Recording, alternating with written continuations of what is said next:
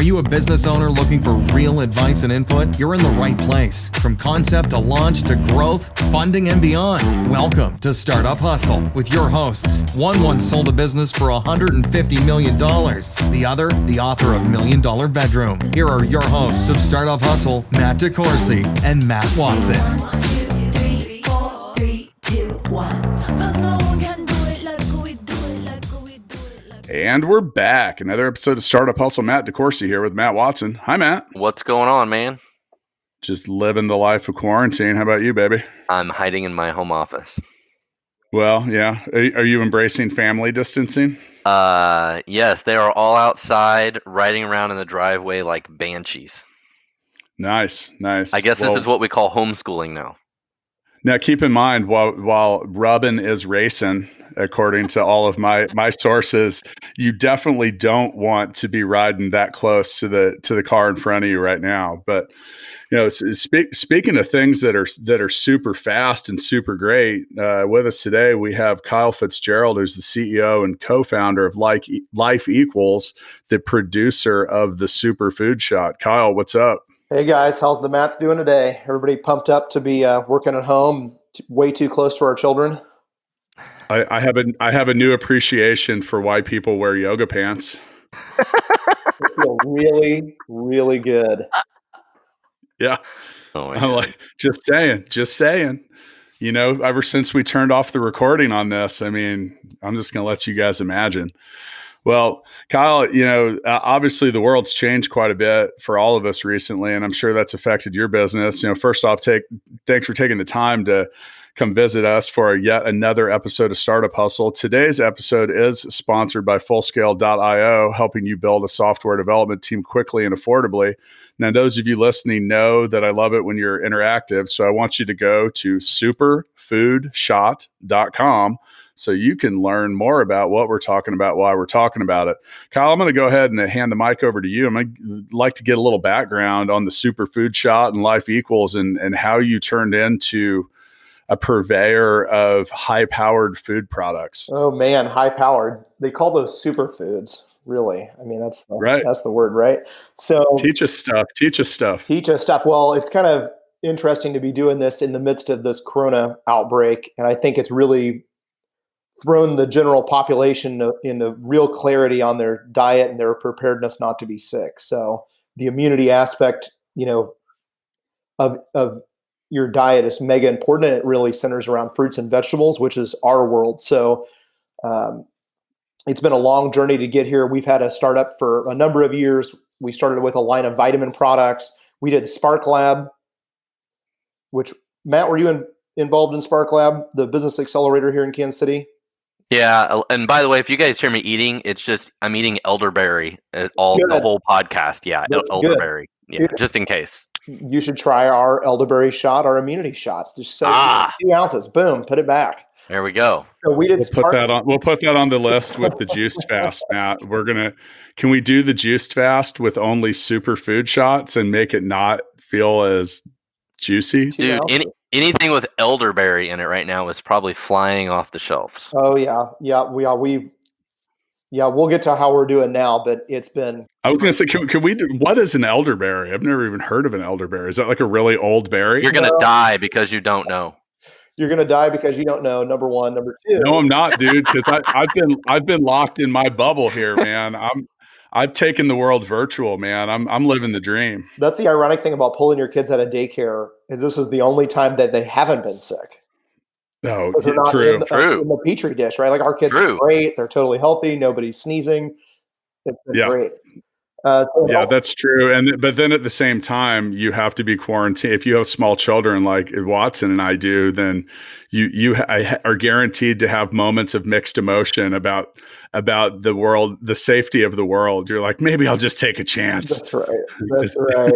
Well, all right. So wait, elderberry. First, Let me answer your. What's an elderberry? And then we want to hear more about your business. All right, elderberry is no older than any other berries, contrary to the name. Damn it! And it's a native plant. We have them growing wild here in Missouri and Kansas. It's a perennial, which means it comes back every year, but it dies all the way back to the ground. So don't picture a tree or a shrub. Picture kind of a perennial that would grow up 5 or so feet tall, and it has masses of super rich purple colored berries, and they're really good for your health because they're high in antioxidants and they have a lot of antiviral properties. So If I can find these in my backyard, can I trade them for toilet paper? you could, if there was any toilet paper to be traded for. So they grow during the summer. People harvest them during late summer, and you can squeeze them in a juice. So elderberry syrup is a real popular thing. Elderberry capsules, we use them in our product to provide kind of that immune boosting support. But that's thank you for bringing us up to speed on that. You bet. Yeah, I thought they were just really old berries. No, they're not. They're just as new as all. They're fresh. They can be fresh. Okay, Elder Matt. Elder Matt. Probably better. I am the Elder Matt, to be honest. So, hey, man, I'm getting up there. I didn't know if I was eating the wrong stuff. Now, speaking of eating the right stuff, so at some point you wrapped your arms around the value of that and became an advocate enough to be producing products. Is that how that occurred? It was actually a really classic startup tale, right? We had these vitamin line that we had made. So we had whole food based, made in America vitamins. So you think men's vitamins, women's vitamins, omega-3s, probiotic. And we were selling those in Whole Foods, right? So we'd already gotten into the toughest retailer to get into because their product quality expectations are super high. And we did Spark Lab, which is a business accelerator. And they believed in us because they believed in the brand of Life Equals and our kind of overall premise, right? But we were able to get in front of a gentleman named Bob Bernstein, who started Bernstein Rain. Yeah. Right? Yeah. No, Bob. Inventor of the Happy Meal. Bob's awesome. He's got a gold Happy Meal on his desk. Not kidding. Full size. He should. Yeah. The guy has seen it all, right? He helped Sam bring Walmart out of Arkansas and become a global superpower. And he met with us for probably 6 months because that Midwestern nice thing can really slow you down to get critical feedback. And one day he had finally built enough relationship with us. He goes, okay, guys, I'm going to be really candid. You are not going to build a national, $300 million vitamin company. That ain't going to happen. You're not a doctor. You can't make health claims. And it's just too oversaturated. You need to go find a bigger problem and solve it with a first to market solution so you can own it, right? Like most of the technology companies are inherently building something that people don't have and they can defend that space. In food and beverage, that's a lot harder, right? Your ingredients are on the panel and people could go out and copy the product. So it really comes down to your relationship and the trust you build with consumers to build a brand, which ultimately technologies have to do that as well to know that, Facebook's going to protect my data. Right? They have a great platform, but if you didn't inherently believe that, you wouldn't engage with the platform at the level that they want you to. So the brand is super important, but especially so for product because they have to be consumed. You're going to actually drink them. You're going to give them to your kids, your family. So you have to trust the company. So we went to our medical advisors who were like doctors, dietitians, health coaches and said, okay, we're going to pretend that we don't know anything.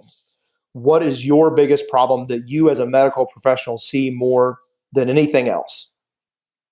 And they said very simply, preventable disease, right? If you look at the top 15 things people die from, most of those are based on your diet and are preventable, right? Especially the number one by far killer, which is coronary heart disease, right? That comes down to the food that you're eating and the buildup of plaque in your heart.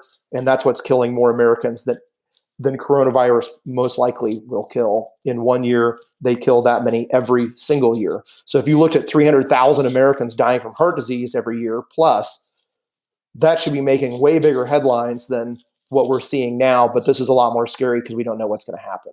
Everybody's got the fact that I actually looked that number up yesterday, and it's more like 600,000. Yeah, from coronary heart disease. Yeah, and because I was kind of curious about, just you're getting a lot of numbers about death, as uplifting as that is on many days. And I was just kind of curious. I was like, how many people die every day in the world? It's 150,000.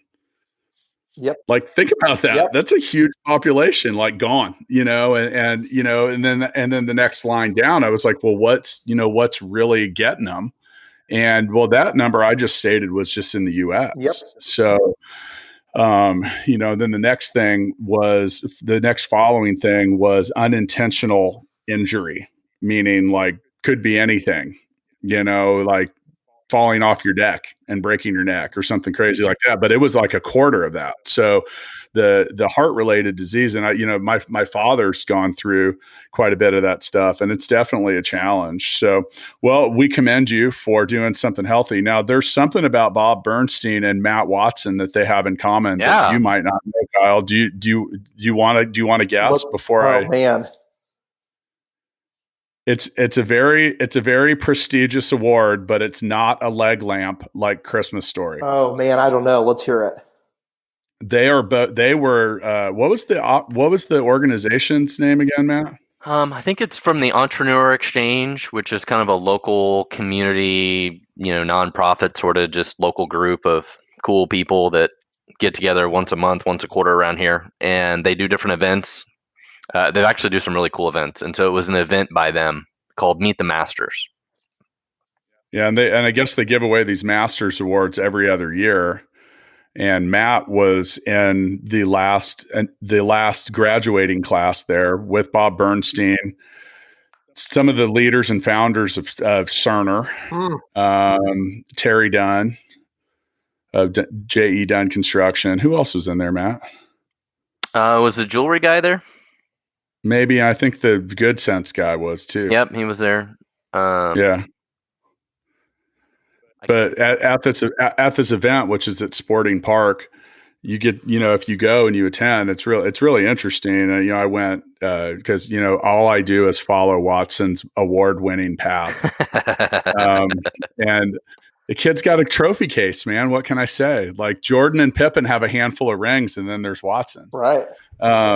But no, it was a very interesting. I went and I did listen to Bob Bernstein, his presentation, and Bob's more than just the Happy Meal. He was like one of the original marketing guys at Walmart. The way he tells his story was super interesting because he'll tell it and he's talking about Ray Kroc at McDonald's, but he doesn't mention that. He doesn't drop the name at all, and then he does the same thing with Sam Walton. He's talking about this Arkansas retailer that he thought could get big. And he's like, and then at the end of the story, he's like, and that's how I met my friend Sam Walton. It's just it's very humbly presented. It's literally like listening to Forrest Gump tell a story, and you're like, "This can't all be true," yeah. but it is true. In that case, it could. And the thing that's the most interesting about where Bob's story started was he used to work. He was 25 years old here in Kansas City. Worked for a marketing company.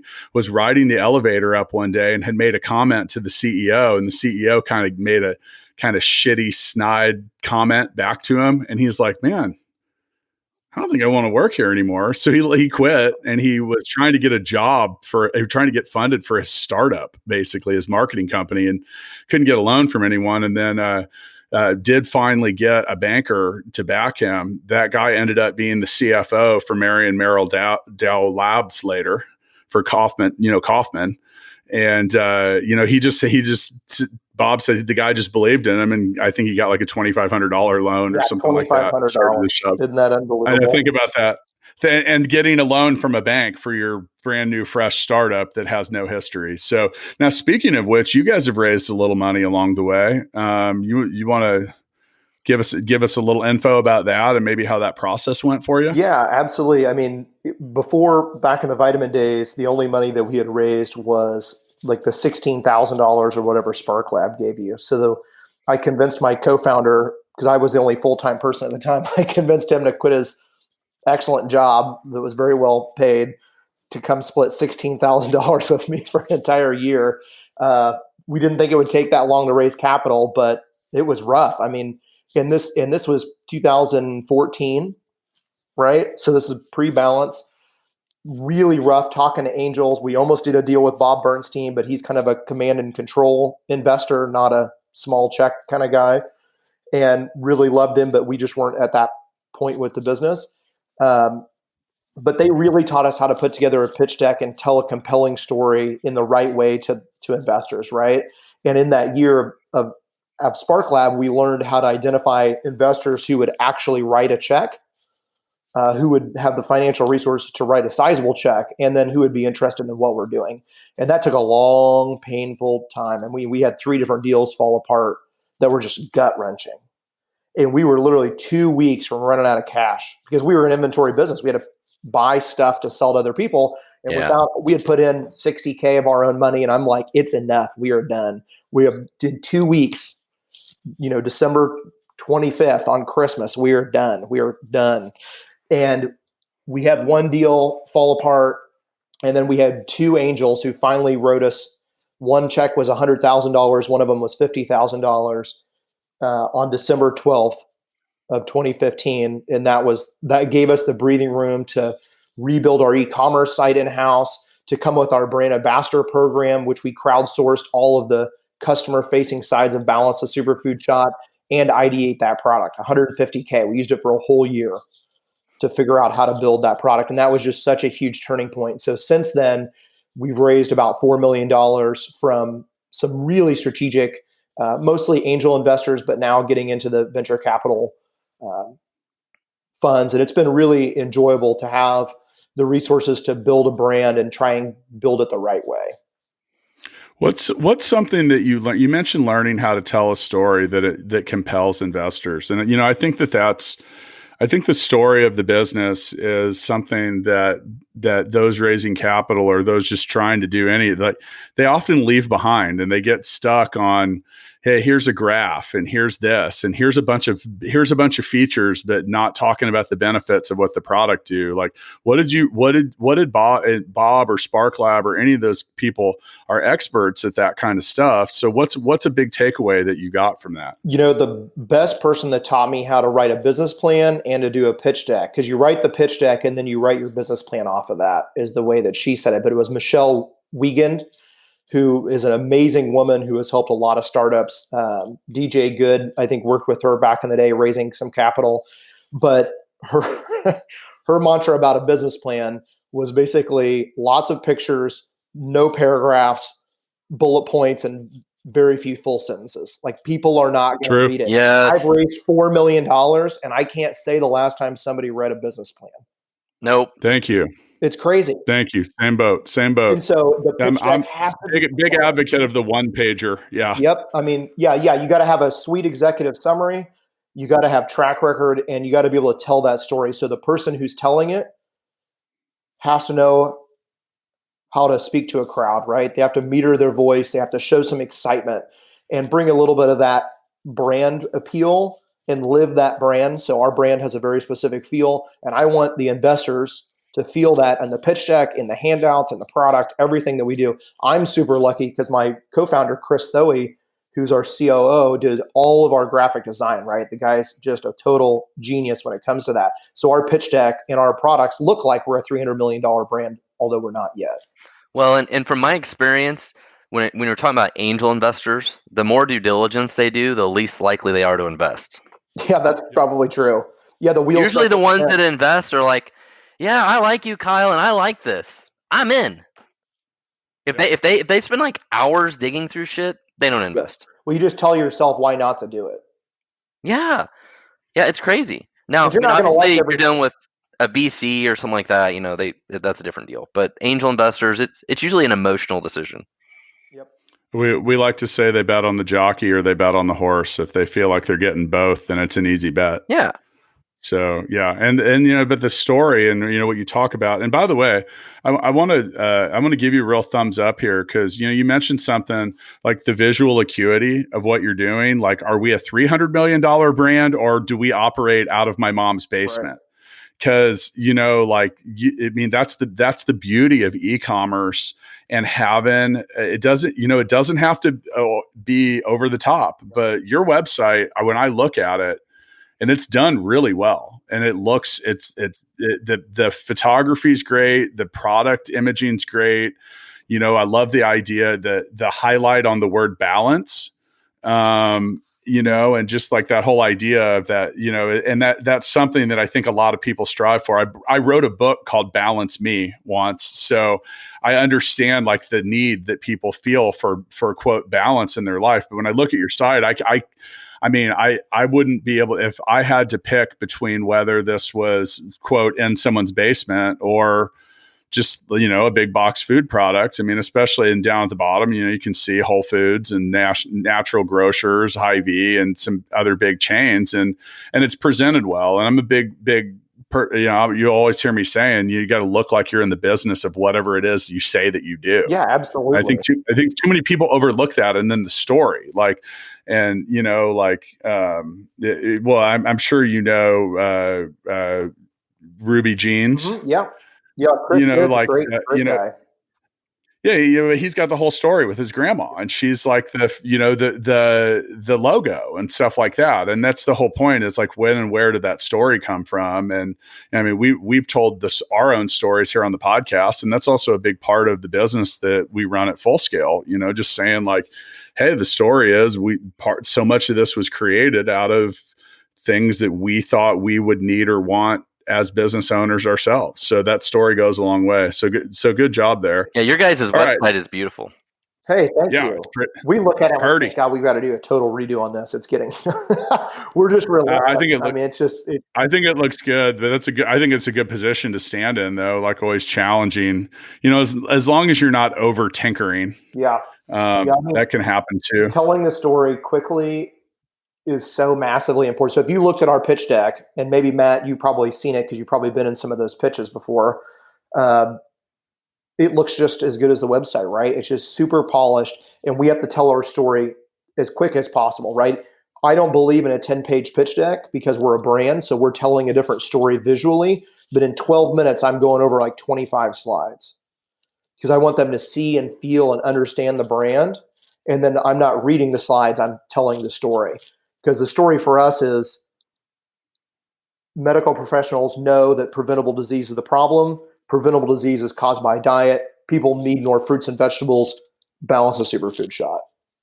It's like, yeah, I have another Matt Watson questionnaire for you, Kyle. Sorry to put you on. Okay, so the first is a yes or no question. Did Matt Watson at his recent wedding reception have a PowerPoint presentation? Yes or no? Yes. Correct. And then was that PowerPoint presentation more or less than 30 slides? Oh, dear heavens. Yeah, more. You're the big winner. Congratulations. You are today's winner of What About Matt Watson, which is going to be a new part of this show probably every day. Am I the only person to give a 75 slide PowerPoint? What? Yeah. Dude. You're an intense guy, buddy. You're an intense guy. Okay, look, Kyle. So I was the best man, and I had a speech. I figured that I didn't have a whole lot behind me. So I was sitting there like the day of, and I'm like, shit, I had to learn like 6 wedding jokes, like a whole bunch of stuff. Yep. Like I prepared to like give like a reasonable presentation. And then the lady, the wedding coordinator, she's like, well, where do you want to fall in the group of speakers? And I was like, what? And she's like, well, he said he had a presentation and there's a song. And I was like, what's in this slide deck? Hold on. What's in this 75-page slide deck? I'm getting there. So, with that, I trimmed my presentation down to about 4 minutes. Like, yeah. And I had told a couple people, I was like, I got a great joke because Matt's new lovely bride is almost 2 feet shorter than me. So I had some interesting jokes and stuff like that. But yeah, but I had to cut all my good material out because I had to make room for Matt's PowerPoint presentation, which was the story of the two of them. It was fun and it was interesting because I think she's from the Philippines and a lot of people had not met her or understood the story of how they met. So yeah, but it was you could have used a 1-pager for us, Matt. I mean, come on, have that distributed out. Maybe like I don't know. It was the fastest 75 slide PowerPoint you've ever seen. For you, maybe. DeCoursey shaking his head no. It was mostly pictures. It was pretty fast. No, it wasn't bad. I really did have to cut my material down, which was fine. But yeah, that was interesting. So, then the next day I ended up leaving for the Philippines and I come back and you guys let the world fall apart on me. What's going on with that? Ooh. We're trying. So how's all the stuff that's going on here affecting your business, Kyle? Yeah, so our business is kind of two fronts. One, digital usually makes up about 60 to 70% of the business, and wholesale, meaning in stores, usually makes up the other 30 to 40%. And that's been pretty consistent. We always wanted to be a dual channel brand because we believe that we have to wrap our arms around the customer and find them in the store, and then they'll transition to a digital customer and a heavy user, right? And become a subscriber, right? That's They exactly right. subscribe. That's exactly right. On our own website, 50% of new orders are subscriptions from day Nice. one, right? So Nice. people are really focused on that. But now, and every week is different. Like, I will give the caveat that what we're seeing today is not what we're going to see in a week, and it's not what we're going to see in 6 months, right? But that panic buying in stores didn't stop at toilet paper, right? So our Amazon account blew up just astronomically from last month to this month. So to be able to see people coming and saying, okay, I have to build my immune system. What's the best way to do that? They do 2 seconds of research. It's going to be fruits and vegetables, hopefully superfoods. Superfoods just meaning more nutrient dense, right? And I want it to be shelf stable. So that way, if shit really hits the fan, I've got this and I know I'm going to have food. Balance the superfood shot. So did you change and do like specific ads and stuff on This isn't Amazon ad to like based. hit certain, This isn't but even like ad hit based. certain keywords? So if Don't people even- search like immunity or whatever, like you show up? We already do that, right? So we're already focused on the benefits of fruits and vegetables now. It just happens to be super correlative to what people need. And we're not even spending money against this. Our our ad conversion on Amazon went from maybe you spend $1, you get $1, but compared to your total revenue, your ad cost is maybe 10, 20%. And it went to like being 5% of revenue, right? And then it went down to sub 5% because customers are just finding and shopping for it. It's not even we're pushing ads and like paying to acquire consumers. On the wholesale side, our data lags because we ship to a distributor, then they go to store. But one of our accounts, Whole Foods, we can see weekly scan data. And so we're seeing sales now that are so much stronger than they were even when the product was on sale and at all the cash registers because people are coming through and panic buying. Yeah. But we'll So see that tail off. So can you make it fast enough now, and can you even make it at all? I mean, with the lockdown stuff, have they shut down your manufacturing capability? Well, I mean, we are essentially feeding people, right? So we are an essential business because we're part of the American food supply. So our team, we actually make the product down in Lenexa. So it's actually made Lenexa, right Kansas. in For those who are Lenexa, listening, Kansas. Yeah, that's in Kansas. yeah, it's like right here in Kansas City. It's an actual real local product. And that team has been just amazing. Ralph and Carol Mazer, who own that company that makes the product for us, have just been incredible partners. They were both Marines in their first life. So they are executing at the highest level. Our quality has been on point. But you're absolutely right. If you think about people panicking buying toilet paper and elderberry products today, that means the supply chain all the way down to the farmer is getting super taxed. Yeah. So we had to buy a ton of ingredients, order more bottles, like the raw aluminum bottle that we fill here in Lenexa. All of that became just a train wreck. So Kyle, how is the new, like the environment we're in now with social distancing and worrying about spreading coronavirus and all that stuff, how does that impact your manufacturing and how your employees work?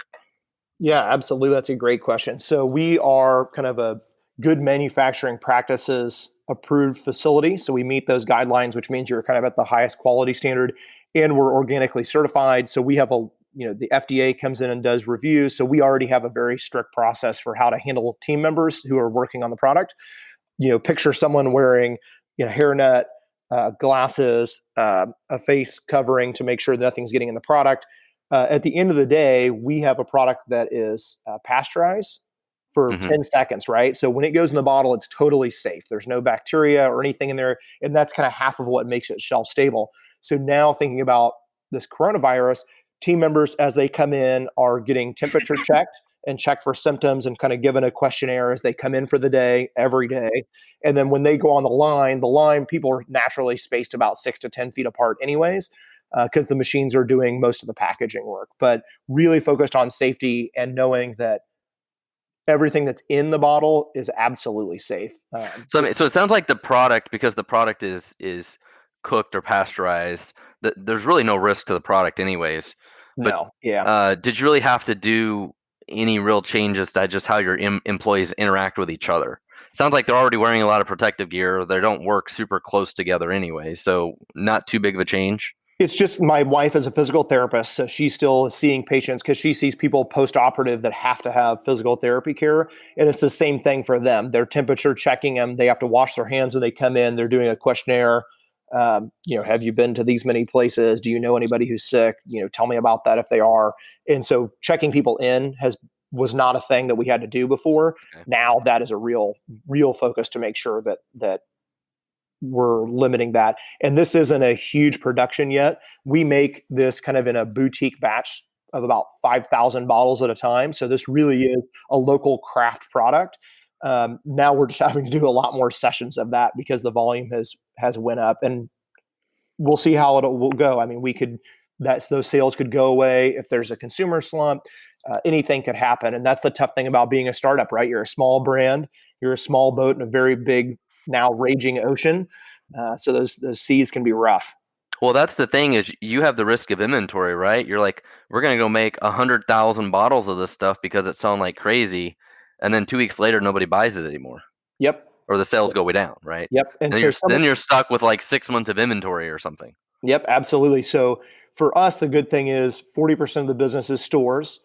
Stores have been seeing record sales, and I would guess that will be some kind of a slump, but most of that's consumable, right? You have to use that stuff. It's not like toilet paper, which you only use so much toilet paper every day. Consumption of fruits and vegetables, especially ones that aren't shelf stable, they're going to have to go out and replace those. So that part of the business is built in.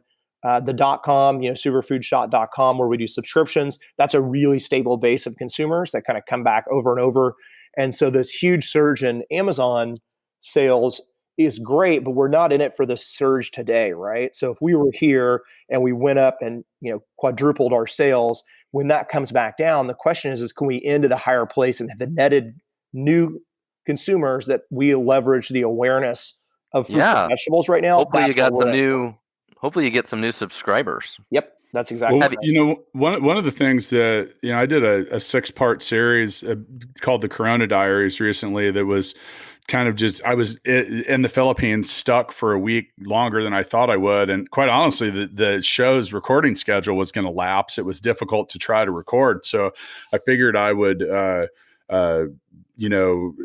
take my own experience of, I had to deal with all kinds of crap over there, 190 employees, people asking a bunch of questions, creating policies we never had. And one of the things I came to the realization of was that any former data that you had, throw it out the fucking window, man. Oh yeah. Like your cost of acquisition, the lifetime value of a customer, then also in your case, we're talking a lot about supply chain disruption and that it was going to affect or on different levels, all of it. Literally all of it. Things coming from China are going to be here. You don't see that ripple effect. It's kind of like, it's like an aftershock or a delay in what you're going to see economically. And I think you have a really smart approach by assuming that it's not just like, hey, here's a burst of sales.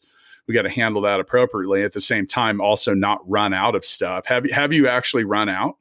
So there were 2 ingredients that we were down to a week left on, and we were able to secure new supplies. And our manufacturing partners are so great. Our whole team is fantastic, but these 2 have kind of went above and beyond to keep up, do extra shifts, make the product, make sure that it's safe and exactly the same quality. But we had 2 ingredients that we were almost ready to run out of. Not only did they find another great supplier, but actually one of them was at a 40% cost reduction. Oh wow! That was my next question is whether or not you had to pay more, because that was one of the things I was really, I'm such a nerd when it comes to commerce and business. Like and on some levels enjoy reading that data just because I find it fascinating. But there were one example that I found was that generic drug makers were paying up to 50% premium for some of the ingredients, and they were things that they would normally get from China, and they realized that they were going to very, very, very much run out. Well, right now, if you go to the grocery store, though, fruits and vegetables aren't what people are hoarding. Yep. So if what he has to buy in big quantities are certain fruits and vegetables, that like volume of that stuff probably is pretty normal, I would think. If 'Cause you people can are only buying up store on so much. canned goods and they're buying stuff that they can put in their pantry, right? Yep. Yeah, but it's the whole system. I mean, so we sell to natural grocery stores like Natural Grocers and Whole Foods. Those are great partners for us. One distributor is a massive distributor for them called UNFI, right? UNFI literally doesn't have enough trucks, pallets, and people to move the food from point A to point B to the store. Yeah. And so Yep. it comes down to a bottleneck and just getting all this stuff moved around. And so people aren't stocking up as much on fruits and veggies because they know they'll go bad. Yep. And so they're looking for products that they can have in case, things really get bad. Right. Why people are obsessed with toilet paper still blows me away. But Well, it's not as much the obsession with toilet paper. It's just a reflection on our supply chain. I was curious about that, so I did research on it. And yes, there's an increased demand because people don't want to get stuck in their home without toilet paper. But with that, paper is a really low margin product, and it's expensive to ship. So the supply chain and the grocery store, that's one of those things. So I used to work in retail. You hear the low price leader or one of those things. Like, you wouldn't go to the grocery store that you go to if they didn't have toilet paper. So if there's certain things there that if they don't exist and they're not there at the store or the retailer, then shoppers won't come to buy the other 99% of what they get. the essentials, right? Because it's low margin, they don't make a lot of money off of it, takes up a lot of space compared to other things, blah, blah, blah. Our current supply chain, there's toilet paper. That was the whole moral of the story. Like, it's out there. They just have to redistribute it. Yeah. In a different way. I mean, there's literally not enough trucks. They're just not everything. And much like you found some challenges with potential surge in demand, it just wasn't in the right places at the right time. And that's always the challenge with supply chain. And that's why, over the last 10, 15 years, supply chain management is now an actual thing in college. It wasn't, the first time of 5 tries I went for in college. I think sorry, go ahead. Well, supply chain and logistics is one of the industries that may actually benefit greatly from some of this, because an increased level of efficiency and some predictive analysis about how and when to handle these kind of things. Because here's the thing: is if you're running a toilet paper manufacturing company, like if you're Charmin, you're sitting there going, "Shit." Like, you're not making any money because there's nothing on the shelf. So it's not like they're in boom times. You have to be able to meet the demand more than just that one. It would be like the same thing for you. And now, Matt, what did you want to add on to that? Well, I was going to say, back to kind of what Kyle mentioned earlier, I think part of the problem right now is they'd rather send a 40-foot truck of frozen chicken than toilet paper. And so I just think the toilet paper is, like you guys said, it's not high margin. It's not probably as important as food that people need to eat either. And so everything else is getting prioritized over it. And you can only produce so much at a time. So I had the chance to meet somebody from Russell Stover's, came in the office after they got acquired and was looking for a new place to be because he wanted to move from there. And this was one of the guys who was the key salesperson who helped manage not only the United States, but they did a test in Australia for a while in Russell Stover's. That's a huge chocolate market, Australia, by the way. They consume way more chocolate than we do. Nothing compared to Northern Europe, but huge chocolate fans, right? So if you think about the big chocolate buying cycle, Christmas, the holidays, Easter, those are and Halloween, right? Like, that's the huge season. You can only make so much chocolate at any one time, and you can only overbuild your facilities to have peak capacity. So, and you have to couple that with expiration dates, right? So if there's a 120-day expiration date on chocolate or whatever it is, they're looking at peak load time and then saying, we got 120 days back of that. That's when all the plants go from 25% capacity to 100% capacity. And you can still only make enough chocolate barely to fulfill the need and not have to overbuild your facility. So when you think about toilet paper running off of a mill somewhere, they can only make so much toilet paper because toilet paper is a super steady supply and demand curve, right? It's nice and smooth. It's increasing slowly over time. This whole peaks and valleys. It's up 5 times. 5 times crazy. normal. Yeah, and so Well, yeah, all and he's that's really doing and is there's no moving sales. conventional history to support the where, when, and how or why that they should ramp that factory up. Like you said, it's like, I mean, there's just certain things that don't really spike like that. So Yeah, they now probably always run at 80, 80 to 100% capacity because they don't need to overbuild capacity. true. Yep. Now, one thing, when I was at the Full Scale office in Cebu, I found 25 miles of toilet paper in our storage room. Like, we apparently bought that in bulk. And at one point, I considered leaving all of my personal belongings there and just bringing toilet paper back. I, Right. I mean, who knows what I could have gotten for that. But then the problem was I wasn't really sure how I was going to make the transactions when I'm not allowed to be around people That's right. or, yeah. So I didn't really want to run my own fulfillment operation based on rolls of toilet paper. But if you need to take a shit, know that there's some toilet paper. And they didn't even care there because half the people there were like, oh, I'll just use the bidet. Right. Yeah, that's what What they use toilet paper? anyway. Who uses toilet paper? Yeah. What are you, barbarians? Well, I know. Well, Watson, it's another Matt Watson fact. Since Oh, we're here we playing go. Matt Watson trivia today, does Matt Watson have a bidet in his home? Yes or no? No, how many? Oh, Ooh. How many? shit. Hang on. I don't know this one either. Let's play this together. Can we do an over under? What's the over under? Oh, absolutely. Price is right. Can't go over. You're out. 3. I'm Love it. gonna say I'm going with 2. I have 2. Ugh, Now, I knew you good had job. 1. I Showcase figured you showdown. weren't aggressive enough to go for a third. But Not yet. all right. Dang. Now we have to have a deciding. Well, I Those didn't get are to participate. evidently those are also sold out on Amazon. And Oh, stuff. Like, you can't guaranteed. even buy.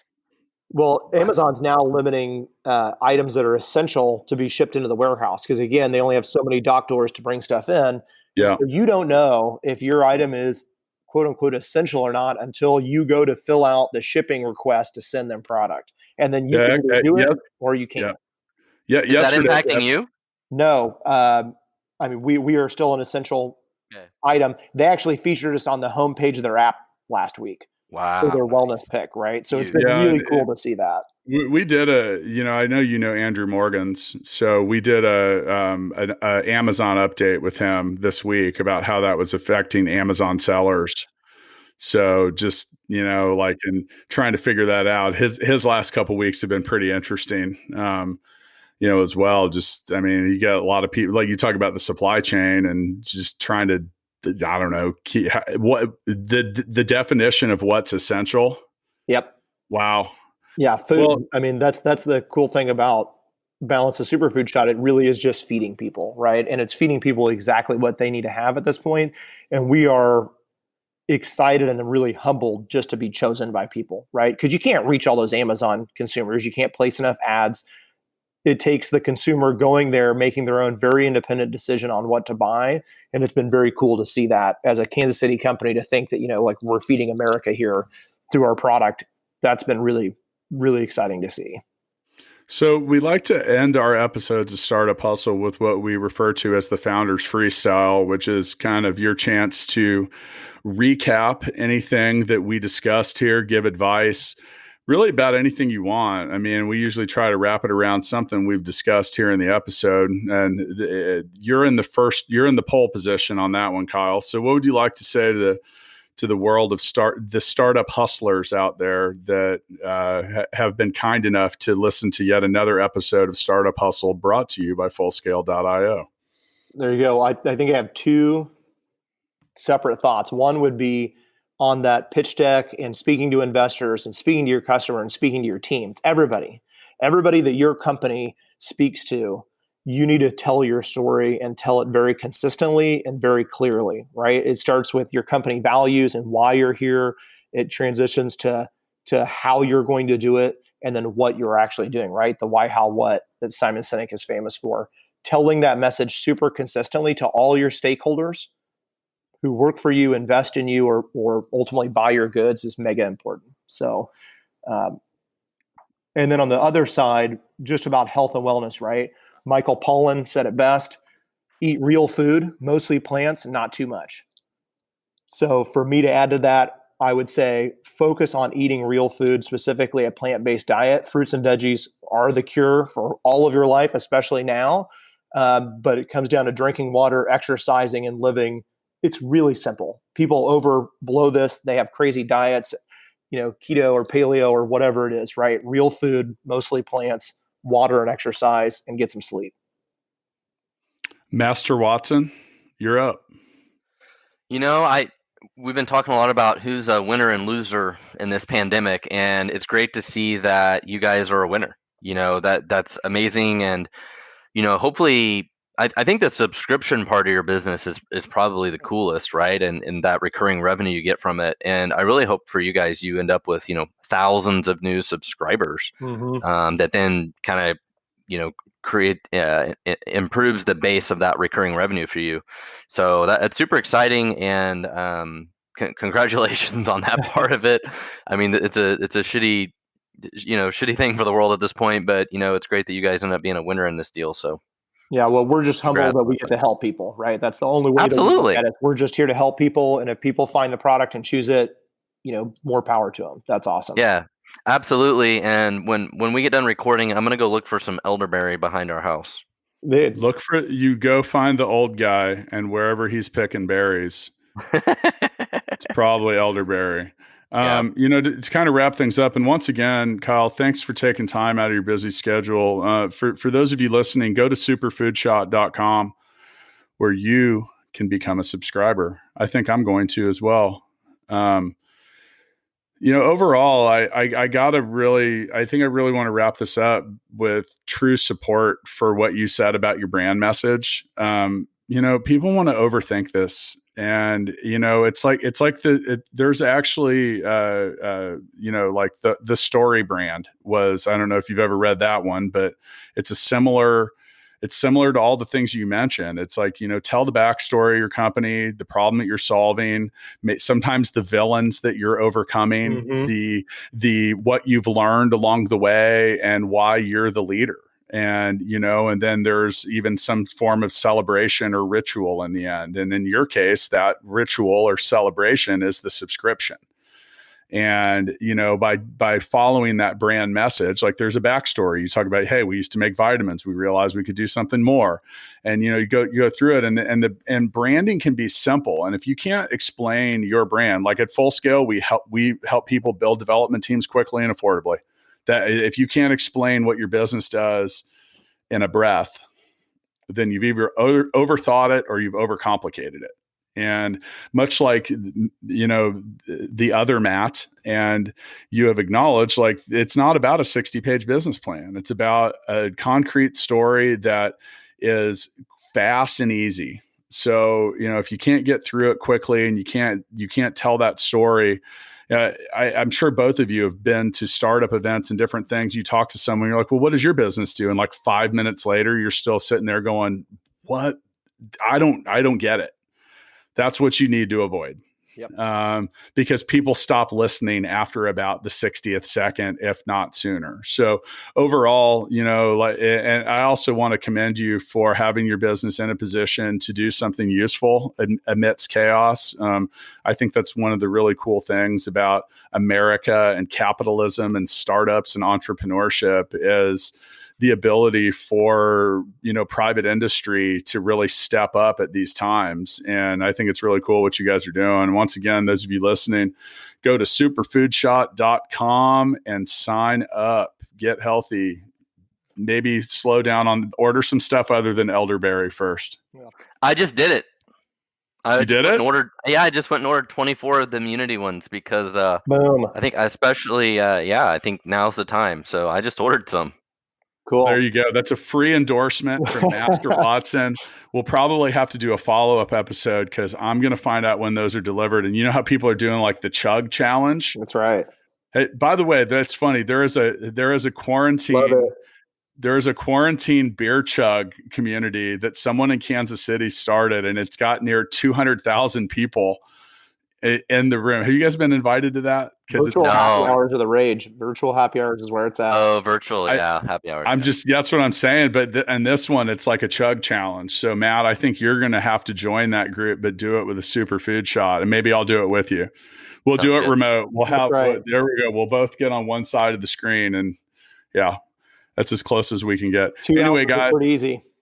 Anyway, guys, thanks for coming in. See you next time. Thanks, Thank guys. you.